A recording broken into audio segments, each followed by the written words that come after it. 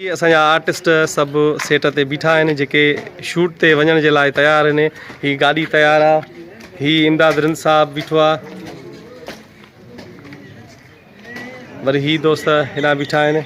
ही असांजो अदाकार जानी मोहतरम जानी साहब भी शूट ते वञण लाइ तयार आहे। कंहिंखो त नंबर वठे इमदाद तुंहिंजो रिंद इहो हाँ अमरोटी न तू असांजी छोकिरी को नंबर कीअं थो ॾे रिंद इहो हिकिड़ो तरीक़ो आहे न हे अदा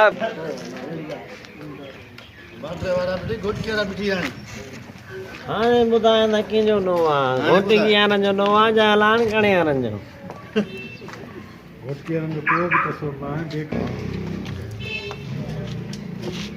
मञो था तूं असांजे कावड़ में थो ॾिसे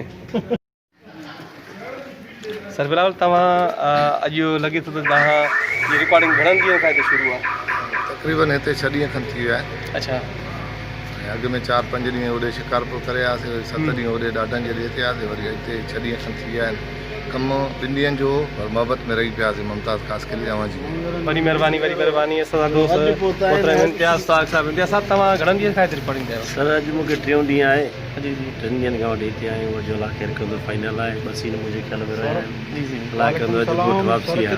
ठीकु आहे वरी महिरबानी असर ख़ान टावरी साहब सर फोन ते पोइ इहो जल्दी अचो, तव्हांजे इंतज़ार में आहियो। हलो फोन ते ॻाल्हाइण मसरूफ़ लॻो पियो आहे। असांजो दोस्त इमदाद रिंद साहब तव्हां सर ॾियो घणनि ॾींहंनि खां हिते रिकॉर्डिंग आहे? तव्हांजो कहिड़े क़िस्म जो किरदारु आहे? अच्छा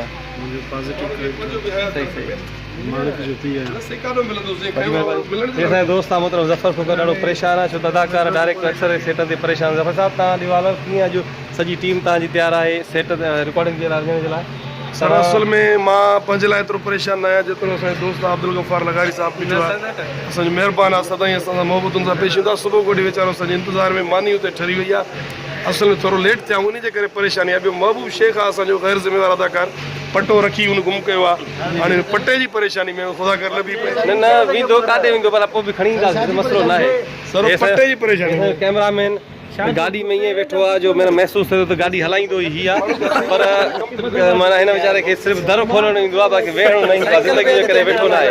हे असांजो दोस्त ॾिसण में त तमामु वॾो माना अदाकार आहे पर वीचारो एक्सप्रेशन रखी ॾियण में